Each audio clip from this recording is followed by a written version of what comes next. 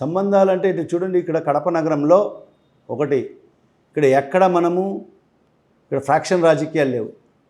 కడప నగరంలో కడప ప్రజలు కూడా ఫ్రాక్షన్కు ఎలాంటి సంబంధం లేని వ్యక్తులకు ఆదరిస్తారు. ఇది చరిత్ర, కడప చరిత్ర. మరి ఆ పరిస్థితిలో ఇక్కడ అందరూ కూడా మనం మంచిగా ఉంటాము. ఇక్కడ అందరూ మనం మంచిగా ఉంటాము. ఎందుకంటే దానికి ఉదాహరణ చెప్తాను.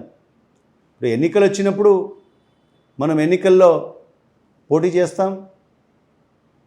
నాతో పాటు 2014లో మరి నేను ఒక ఆటోమొబైల్ డీలర్ కాబట్టి నా కో డీలర్ దుర్గాప్రసాద్ గారు 2014లో టీడీపీ తరఫు నుంచి పోటీ చేయడం జరిగింది. నేను వైఎస్ఆర్ తరఫు నుంచి పోటీ చేశాను.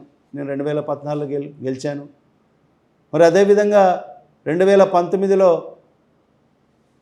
మా మైనార్టీ తెలుగుదేశం పార్టీ నాయకుడు అమీర్ బాబు గారు నాతో పోటీ చేశారు. అంటే ఎన్నికల వరకే, ఎన్నికలు అయిపోయిన తర్వాత మేము కడప నగరంలో అదొక సంప్రదాయం ఉంది. ఎవరు కూడా ఇక్కడ ఈగోస్కు కానీ వేషజాలకు కానీ ఎక్కడికి వెళ్ళరు. ఎన్నికల వరకు, ఎన్నికలు అయిపోయిన తర్వాత మనం ఎక్కడికన్నా ఏమన్నా పెళ్ళిళ్ళలో పేరెంటాల్లో ఎక్కడికి కలిసినా కూడా ఒకరిని కలుసుకుంటాం, మాట్లాడుకుంటాం, అంతే తప్ప పార్టీ రాజకీయమే.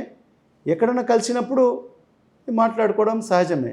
ఎక్కడ కూడా మనకు ఇక్కడ కడప నగరం వరకు మనము అందరితో మంచిగా ఉంటాం.